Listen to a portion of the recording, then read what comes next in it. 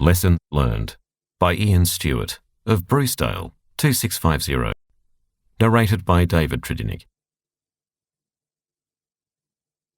Molly said I shouldn't have done it, but I did.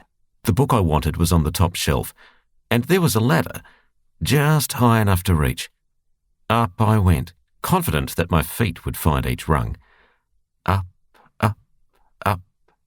I was there. Now, where is that blessed book? The one by... I'd forgotten the name of the author and the title of the book. I came down off my precarious station, quietly, so as not to notify Molly of what I'd been doing. If she suddenly came round the corner, there'd be hell to pay. At last, safely at floor level. I went back to my desk and checked on the computer again. There they were, the names I'd forgotten. Wuthering Heights, Emily Bronte. I smiled and went back into the other room. "Hello, dear. After something?" It was Molly. She'd come in from her sewing room for a glass of water. Not really. I was thinking about what book I wanted to read next." Molly frowned and pursed her lips. "Frank, you're not going to climb up there, are you? Why don't you just take a book from the bottom shelf? You know what I think about you climbing ladders?" Defeated. What could I say? I went to the bookshelf and browsed. There were a couple of Stephen Kings and a Jodi Picoult or two. I didn't fancy either of them. I craved the classics. I hadn't read Wuthering Heights since high school.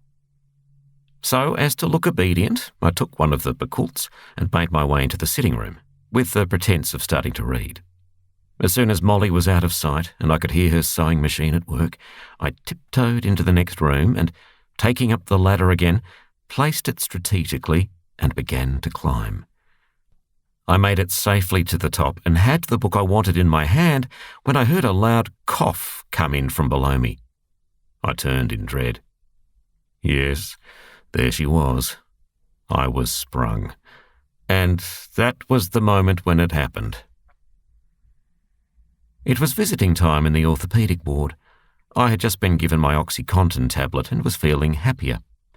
I was expecting Molly. She'd been unable to visit me for the first 2 days. I was looking forward to seeing her, but was dreading what she was most certainly going to say. Right on 3 o'clock, and there she was. Now I was for it.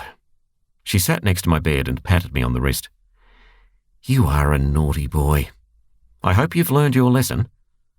She bent down and reached into her basket. "Here's something to cheer you up." In her hand was Wuthering Heights. The end.